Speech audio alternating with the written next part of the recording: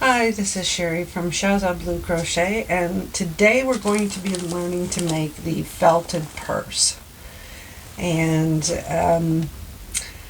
I am super excited to show you how to make this. It took me a while to figure it out myself, but I am happy with the results. I'm happy with my little bells, I'm happy with the decorations, how they've turned out. You will have to try and find a a shoulder strap for it. What I ended up using was just a shoulder strap from an old purse of mine, but you can also just go to any thrift store and find a used purse and see if that would work. As long as it has the 2 lobster claws attached, that would be great, because we have D-rings on either side of the bag. There's also a closure here with a lobster claw, which we will be making. So you will need some purse parts, but not very many. Just a lobster claw that you can turn and a D-ring. And that's it. That's all you're going to need to make this bag. I hope you enjoy this tutorial, and let's get started. What you'll need for this project is going to be 100% wool. And it has to be 100% wool or else it will not felt. So make sure that whatever you get, that it is 100% wool. And we will be using a 6.5 millimeter crochet hook. The main body of your purse, and I am just going to demonstrate again. You make a slip knot and you're going to chain 45 stitches, and I'll just show you because I've actually already made this panel. Once you get all the way across, you're going to go into the second chain again and make a single crochet, and you're going to do single crochets all the way across, and you should have 44 single crochets across. And you just keep going single crochet row by row by row by row until you have 145 rows of single crochets. So it's going to be 44 single crochet stitches by 145 rows. 44 stitches, 44 single crochets for 145 rows. When you finish that, the panel is going to be rather large. Now, I have put in stitch markers every 20 rows so that I could keep track a little bit better. And I have a huge panel here. It's so big you can't even fit it all on camera. Let me see if I can get my camera out a little bit to show you a little bit more of what's going on. Okay, I have my camera panned out a little bit more, and you can see that I have this huge panel of 44 stitches across for 145 rows, and that is basically all you want to do with this. You're going to fasten off, and you're going to want to weave in your ends. Once you do that, we will start with the sides. You're going to be making 18 chains after you do the slip knot, and then you're going to go into the second chain from your hook, and you're going to make a single crochet. That counts as your first stitch. And of course, you can always use your stitch markers to mark the first and the last stitch of every single row. All you're going to want to do here is to do single crochets on every stitch, back and forth on this row, This first row is going to be 17 single crochets in total, because you have one chain that counts as your first single crochet, just like every other panel that you've done so far. But once you get all the way across, you should have 17 single crochets. I'm coming up here to the end.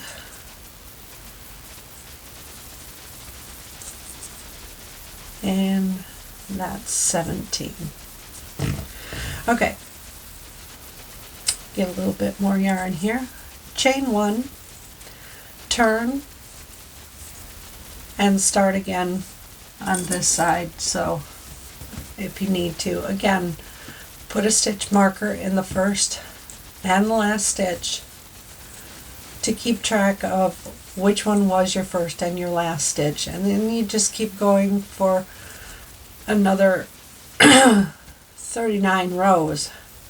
So it seems like a lot, but it's only 17 stitches back and forth for 39 more rows of single crochets. It shouldn't take you that long. Here we are at the end of row 40, just got a few more stitches to finish up. And this is where we are going to start our decreases, on one on each end. So we're going to chain 1, turn, and we're going to do a single crochet 2 together. So that's once in, pull up a loop, go in the next stitch, pull up a loop, 3 loops on your hook, take them all off. That is one decrease right there. And then you're going to continue until you get to the last 2 stitches on this row.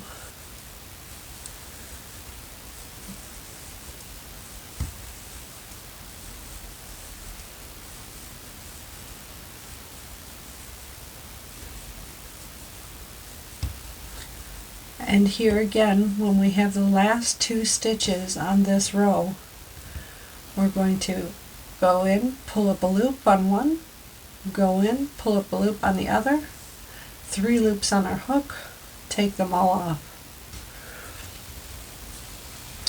Chain 1, turn. And again, we're going to be taking off another, pull up a loop, pull up a loop, 3 loops on your hook, take them all off, and then you continue according to the pattern. 2 on the end here, pull up a loop, pull up a loop, 3 loops on our hook, take them all off, chain 1, turn. And we're just going to continue this until we have 7 stitches left.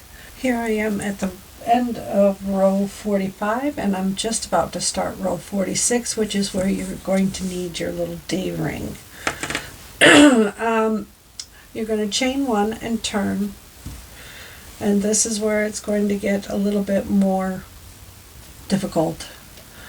You're going to need your D-ring in one hand, and you're going to go in through your stitch and through your D-ring, and you're going to pull up a loop. That's 1, and this is a decrease, so that's 2, and take them all off. Then we're going to do the normal stitches, but you make sure that when you do it, you go through your stitch, through the D-ring, grab a loop, pull it through, and finish off your stitch. Again, one more time. Through your hole, through your D-ring, pull up a loop,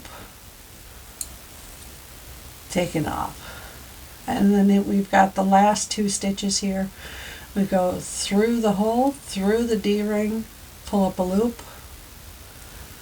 Again, through the hole, through the D-ring, pull up a loop, and through all 3. And then you're just going to fasten that off by clipping the end. Pull the end out, and there you have it. It's all connected. So this is one side of the bag completed, and I have another side of the bag right here, which my animal has thoroughly enjoyed laying on. But nevertheless, it is another side with another D-ring, and I have marked where I started the decreases here so that when I started the purse I could tell. So if you could just mark where you started doing the decreases at row 40, and that just makes things a whole lot easier on you when you go to start putting the bag together, assembling the bag. Anyway, weave in your little ends here on these. For the strap that goes over the bag, around it, that kind of thing, we're going to need, well, you can pick whatever color yarn that you want to use for it. And in our box we are going to need another D-ring and another one of our lobster claws that rotate in the D-ring. Okay, so we're going to need those 2 for this strap. Again, this strap is only going to be 5 stitches wide, so you're going to chain 6, 1, 2, 3, 4, 5, 6. You're going to skip the first chain, go into the second, through the D-ring, pick up a loop through both, and single crochet. And we're going to do this for all 5 stitches all the way across our thing here. Just go into the stitch, pull up a loop through the D-ring, and complete the single crochet. Again, through the stitch, through the D-ring, pull up a loop from behind the D-ring, up through the stitch and the D-ring at the same time, pull up another loop from behind the D-ring, go through both of those loops to complete the single crochet. And again, through the stitch, through the D-ring, pull up a loop, go through both the D-ring and the stitch, complete the single crochet. And for the last one, through the stitch, through the D-ring, pull up a loop, and complete the single crochet. Chain 1, turn, and start making rows with this one.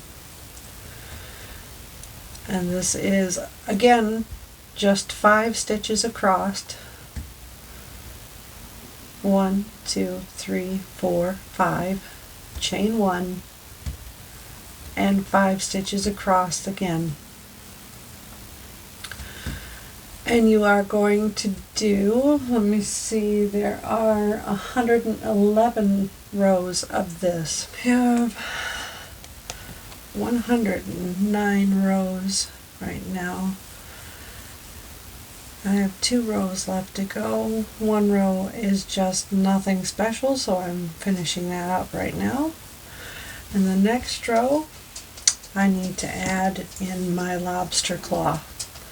So we're going to go through here, through the D-ring, pull up a loop, complete the single crochet. Again, through the stitch, through the D-ring, pull up a loop through both, complete the stitch.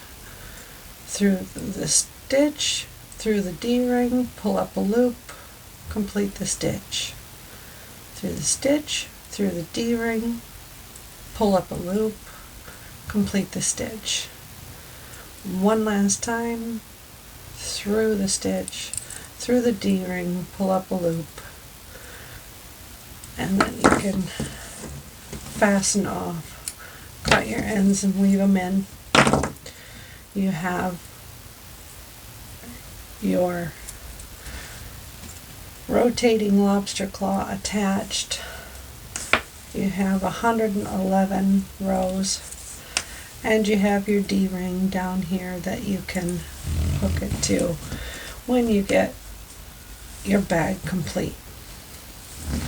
Okay, I think it's time that we start assembling some of these pieces so that you can see how it all fits together. Before we start assembling, I want to weave in some of these stray bits and pieces that are here. There's quite a few of them hanging around, so let's get some of them weaved in. I'll show you how to do it. It's just it's very simple. You don't have to do a thorough job since it will be washed, and you will end up just felting the whole fabric. So you just want to go through a few stitches like this.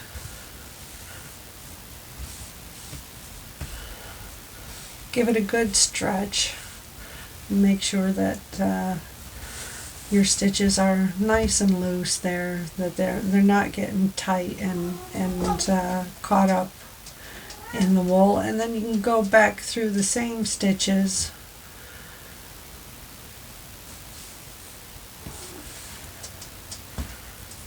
you do not need to do any more than that.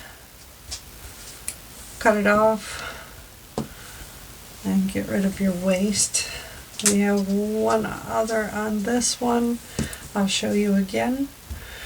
An easy trick to threading your needle is to hook it around your needle here and then pinch it really tight. Pull the needle out so you can barely see it there, and that's going to fit in your eye a whole lot better than trying to take this and fit it through here and through that eye. So just do it like that. Get a few of these stitches hooked into here, which not too difficult. You really only need to grab 4, and then you're going to pull it through and then go back through one more time, minus one of the stitches so that it doesn't come unraveled there. And then you can cut off your ends. And you are going to do this for all of your parts so that you don't have any loose ends on any of your pieces. And I will do that and make sure that I have the camera panned out so that you can see exactly what we're doing here, and then we will start assembling. Next part is deciding exactly what yarn to use for what part. Like my bag has these blue sides to it, and I want to make sure that it gets sewn in with a gray thread, because it is less noticeable than a blue thread would be, because the majority of the bag is gray. So I'm just going to load up some gray thread here, and we will get started with sewing up the sides. And we are going to start with this, and I am going to try and match up the stitch markers with the sides, so that the point where you start decreasing is it's around the point where you have 2 stitches left. So I'm putting this here, and I have 2 stitches left here, and this is your decrease rows. So this is going to be attached here on the decrease rows. I don't know if you can see that very well, but that's going to be attached there. And then the rest of this is going to match up row for row for row for row for row, all the way until the bottom. And then the bottom is going to be out like this. Again, row for row for row. And then the other side will be attached like that. So first we're going to start by putting in some stitch markers to help keep this in place while we're sewing it together. So I'm going to do that, and I will be right back. Just wanted to show you what I was doing real quick. There is 1, 2, 3, 4 rows here, and in the 4th I'm going to put one there, and then we're going to come over here, 1, 2, 3, 4, and that's the other side, the matching one. And that's exactly what I'm doing. I'm just going down 4 rows, and I'm going to match it up with 4 rows on the other side. So here's 1, and then it's 2, so that's 4 rows, and then match it with the other side. See, I'm going to match this one, the very end here, with the very end here, and then we're going to be moving on to the bottom of the bag.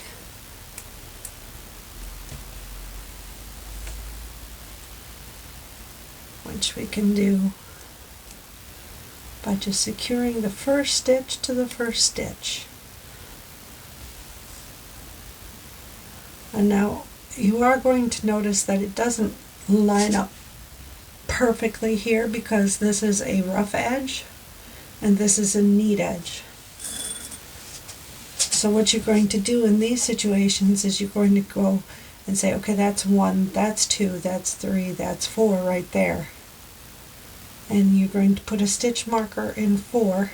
You kind of count over here, 1, 2, 3, 4, and put a stitch marker there.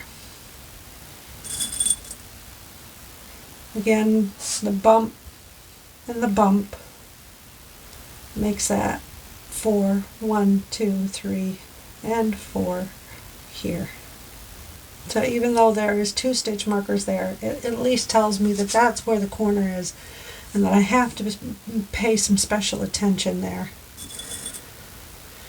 And then we're going to go up 2 bumps. 1, 2 bumps, so that's 4 stitches.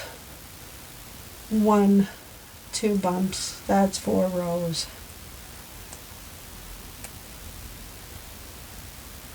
Okay, so there's 1, 2 bumps there. That's 4 rows. 1, 2 bumps there. That's 4 rows. Again, 1, 2, 1, 2. And we're just going to continue this until we have all of our rows marked to match the other side. Okay, I have this one all marked up, basically. I guess I forgot one right there, but not anymore. So you just need to follow it row by row, stitching it up and putting one extra stitch in the top where it starts to decrease here. That's one row of decrease there. And paying extra attention here to the corner where you're going to be doing two, one there and then one there. So I will show you what I mean. I'm going to start on this side here. And we're just going to go in through one and back out and back in and back out and back in, back out. Just back and forth.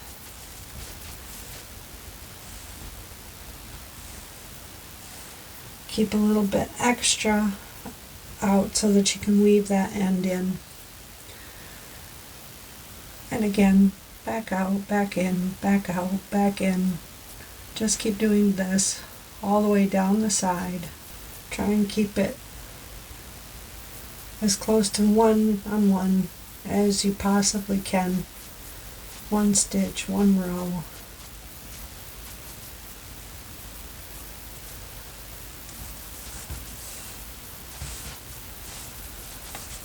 When you get down here to the corner, this is where you're going to basically go in and out the same place. I'm going to turn that corner and you're going in and out again. Just get it roughly sewn together.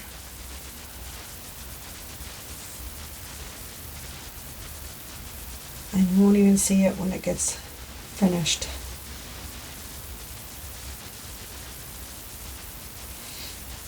Okay. Now I've practically done one whole side with you. I've got this side sewn up. I just need to go up this side still and then do the other side. So why don't you go ahead and start sewing in all the way around on your bag. If, like I say, if you wanted to pay more attention to what your stitches are doing on this side, that's fine. I'm not going to, because it's not going to come apart, and by the time it's felted you're barely going to see those stitches. I've come all the way around to the other side. I've finished it up, I've stitched it up, and I wanted to show you how to weave in your ends here, because you just want to basically go over again what you have already done, in and out, until you have a few stitches, and then cut your thread again, because this is going to felt as well. You're barely going to be able to tell that it's there. And that is one side completely done. You'll barely be able to tell that these stitches are there once it gets felted. Now just go ahead and do the other side, and I will see you when that side is done. Closure of the thing. I have left the stitch markers in here because I wanted to make sure that I got everything how it was supposed to be. And it just fits. So this one will be like this, down the middle of the bag. It just needs to be, you need to put in some stitch markers to show where it needs to be stitched in. No, this part needs to be stitched down. But I wouldn't recommend that you do this part. Only where the bag ends here would I recommend that you put these in.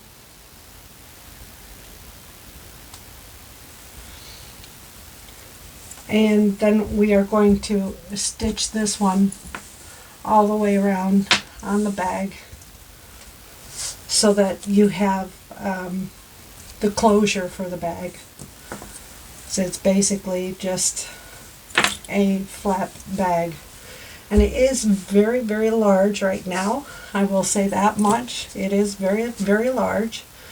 But it will not be so large when you wash it. Like I say, you're going to lose 30% of this. And that is the nature of felting an object. You're just going to lose 30%. So, let's get the belt sewn on. For the blue belt, I have decided to go ahead and use a blue thread to sew it up because I think that that will look more natural on the bag. So I have taken a fairly long piece of wool, and it does have to be wool because then that means that this belt will be felted onto this thing. And you're just going to take a few passes through this, just like you did on the side. You don't need anything too elaborate. Again, you just need to make sure that the thing is tacked down with wool thread that can be felted into the project as well. So we want to leave a little bit of a tail to weave in the end when we're done. And we're just going to keep going up and down the rows. It doesn't really matter a whole lot because you're not even going to see the yarn when you're done. It's all going to blend in with your project when you are done. So you just want to make sure that you get it on there securely with your yarn, and that you go all the way around the belt, that you go all the way around the bag so that you don't miss anything. And at first, when this is really long, it's going to be a pain in the butt to do that, but that's just how it goes. It's a long belt. You're going to need all of that excess yarn to hold it down. And again, you just go up and down through the stitches, making sure that you just grab a little bit here and there and pull it through. Try not to tangle your tail end or your excess yarn, because that can become quite a mess if you get that tangled up while you're trying to sew things down here. But just keep going. Just grab one stitch at a time. Up, down, up, down, up, down. Does not need to look perfect because you're not going to see the yarn. Okay, and the last bit of this is going to be, as I promised, your decorations, which are,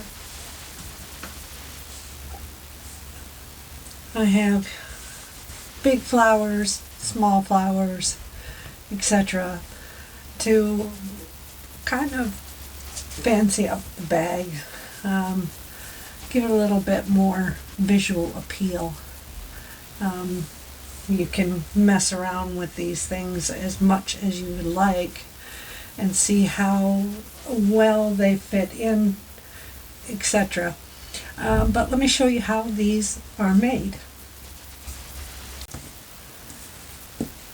I'm going to show you how to make the flowers. You need to start with a magic loop, which is basically taking your yarn, putting the end there, holding it with your thumb. Wrap it around your 2 fingers. Make an X like that.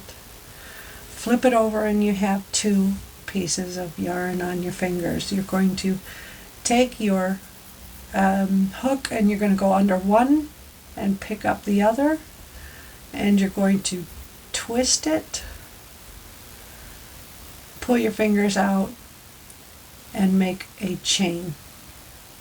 Now that's the first chain, and you need to make 8 single crochets into this ring, and I'm going to mark my first one so that I can see where I started, because sometimes when you get a whole lot of stitches into one of these rings, it gets difficult to tell where you started. So that's 3, 4, 5, 6, 7, 8 single crochet into that magic ring, and then you are going to grab your tail end and you're going to pull on it until it basically closes your ring, and then you are going to go into your first stitch and do a slip stitch to close that ring. Now you're going to chain 3, 1, 2, 3, and you're going to do 4 more double crochets into that first space. And we're going to be doing popcorn stitches. So that's 3 more, and this is the last one. Going to pull up a loop. You're going to go back here to the 3rd chain and you're going to stick your hook into that, and then wrap your hook back around with the first stitch, close it up like that, and then go through, chain 1, and then you're going to go to the next stitch and you're going to do 5 double crochets, just like you had done for the first, except that you had that chain 3 as your first double crochet instead. And you're going to go back to your first, stick it in the first double crochet, grab your loop again, pull it tight, and through, chain 1. Again, go to the next, and you're going to go in there and do 5 double crochets into the next stitch to make another popcorn.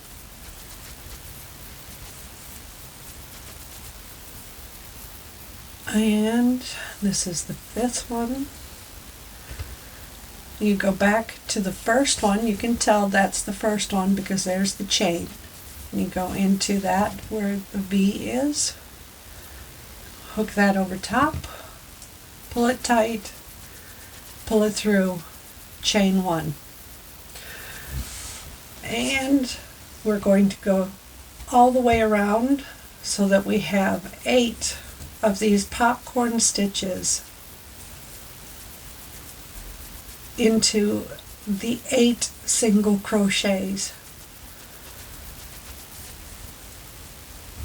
So this is 4, so I'm halfway there.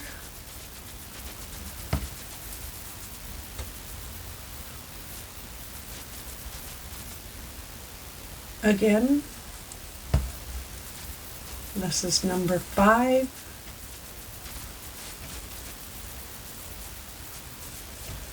I'm going to make a jump in the video. If finish up this round, and I will see you when you have completed all of your popcorn stitches and you're ready to join.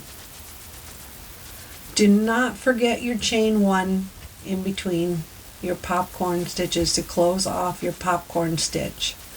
That is very important that you do not forget that. Sometimes the popcorn stitch calls for that, and sometimes it doesn't. In this case, it definitely needs that chain 1. So go ahead and finish up all of your popcorn stitches, and I will see you in a moment. Okay, I have just finished my last popcorn stitch, and I wanted to show you where you need to join. And you're going to join on that first chain 3 again with a slip stitch. Now you can see that that chain 3 is kind of in the middle there. You're going to chain 3 again, and you're going to popcorn stitch right in there between that chain stitch there and that there.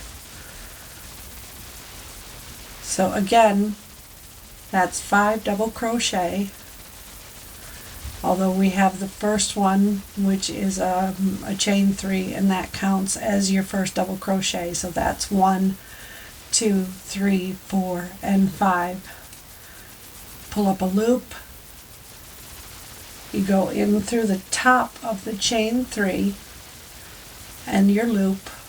Tighten your loop back down and pull your loop through chain 1 to complete the popcorn. Now you're going to move on to the next hole in between the next 2 popcorn stitches here, and this is why it was so important to have that chain in there, so that you have enough room in there to actually make your popcorn stitches. And in that space you are going to make 2 popcorns.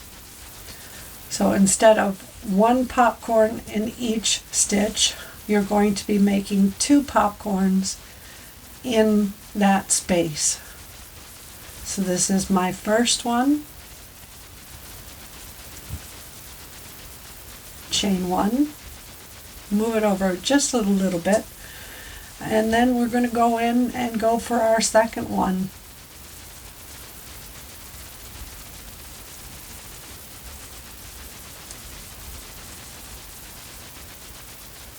And one more. Pull up a loop, go to our first one, it's right there, put the loop back on and pull it tight, pull it through, chain 1, and then you're going to move on to the next space in between, and you're going to do that again, 2 popcorn stitches in between that next space between the 2 popcorns. And you're going to be doing this all the way around, so you'll have 2 popcorn in between each popcorn stitch from round 1. So you need to continue this all the way around until you have 16 popcorn stitches in total. I will show you the last popcorn stitch when we get to it, because that one is a little bit different. You're going to have to squeeze that in with the other popcorn stitch where we first had the hole, but it had that chain 3 in there. So I will come back when we are close to being done and show you how to do that last popcorn. Make a jump in the video and I will see you there. And we've got that chain 3 here. And you have this space right here next to it. That's where you're going to put your last popcorn in.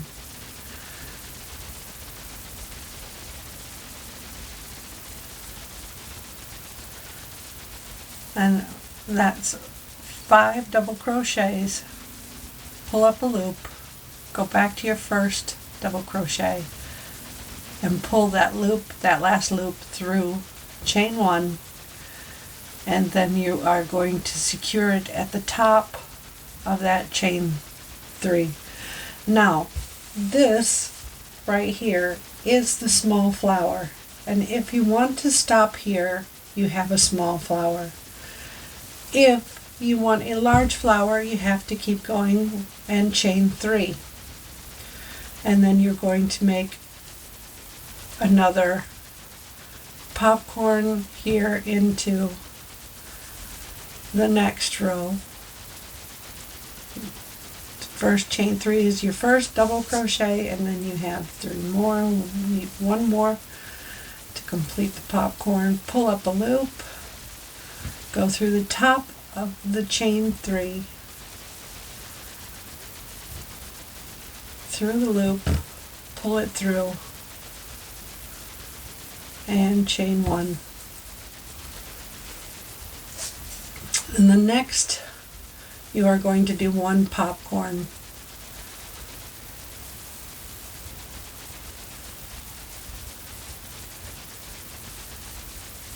And again, that is 5 double crochets. Pull up a loop, go through the loop of the first, draw that loop through, chain 1, and then the next one you're going to do 2 popcorn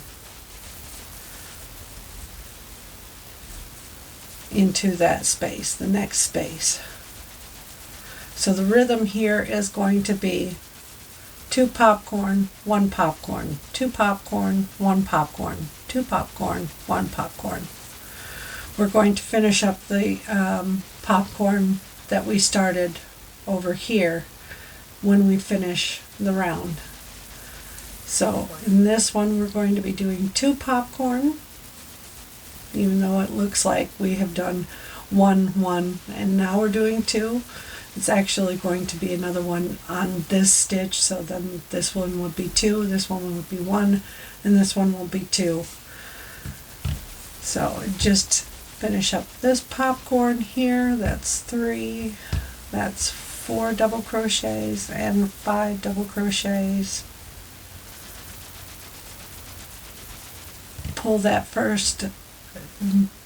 last loop through the first loop, chain 1, move on to your next space, and this one only gets 1 popcorn in that space. So just go ahead and make 5 double crochets,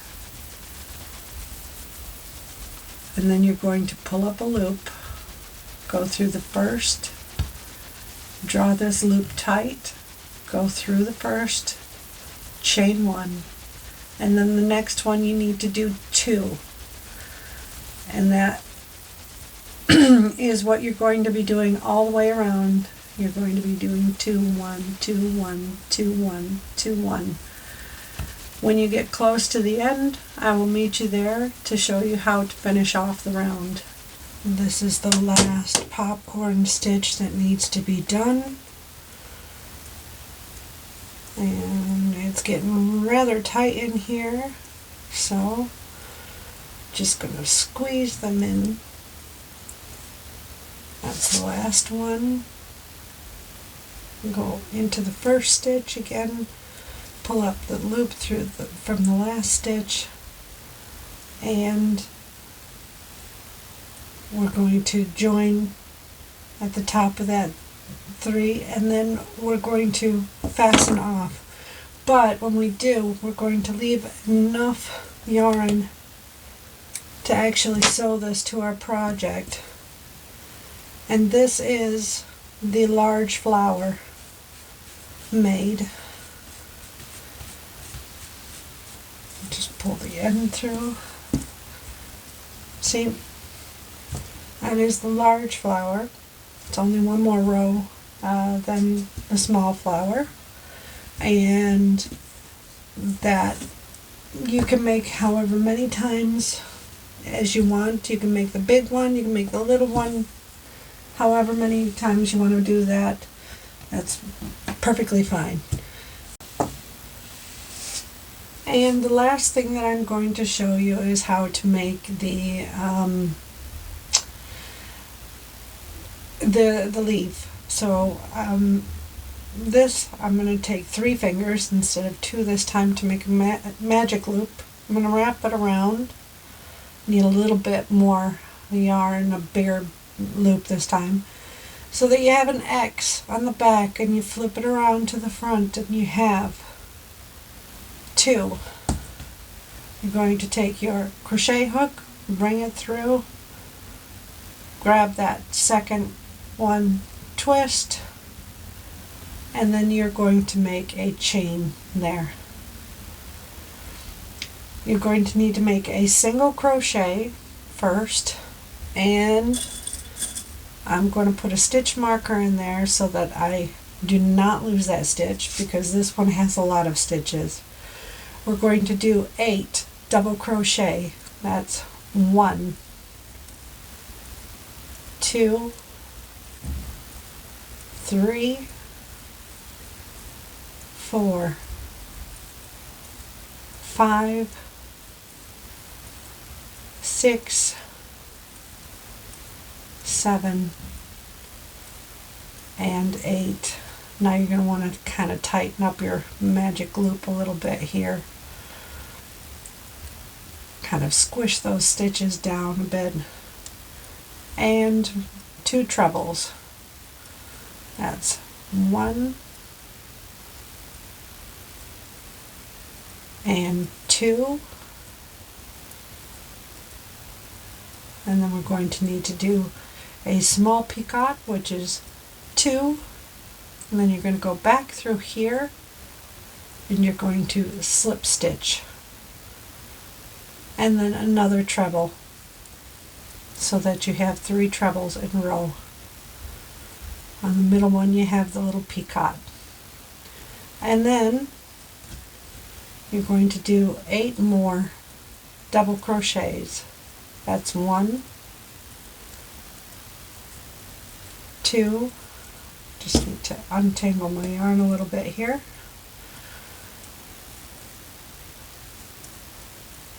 3, 4, 5, 6, 7, and 8.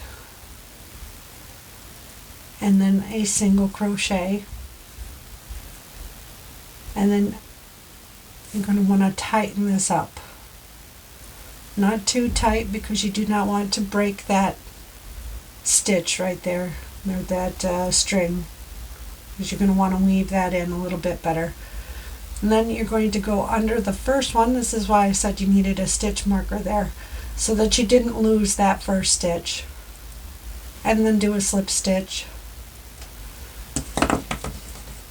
You're going to leave, I don't know, a decent amount to sew it down,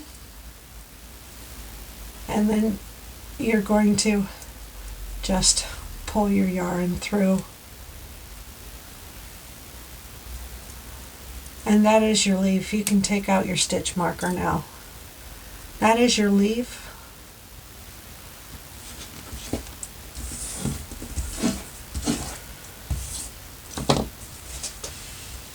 And these are your flowers.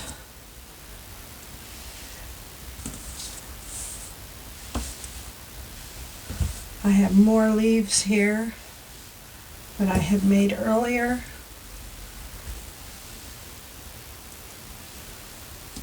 You know, just make whatever you want.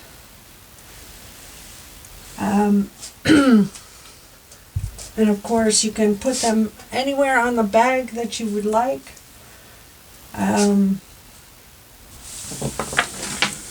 I have my bag right here, and I figured that I would do something like one on each side.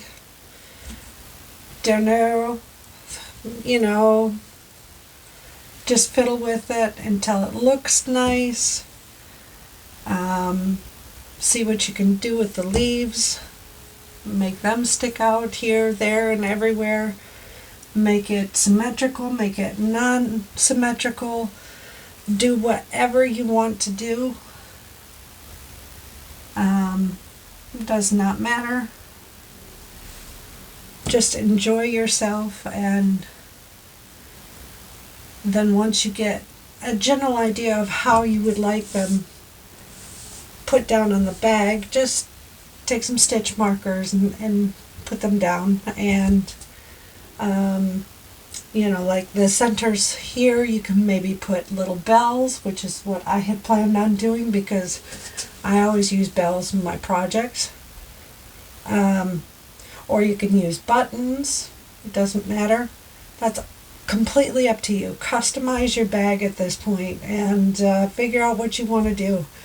But go ahead and have fun with it, and then I will show you how you felt this. You actually get this in the washing machine and felt it. Hi everybody. Just one last thing that I wanted to go over with was how to actually felt the bag itself. I have found that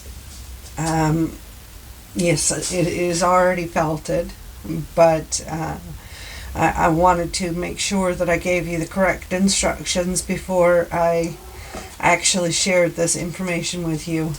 But I have found that if you run it through the rinse, the cycle that takes out the water, the centrifuge, if you run that cycle, then you're going to get little wrinkles like this. So you really don't want to do that.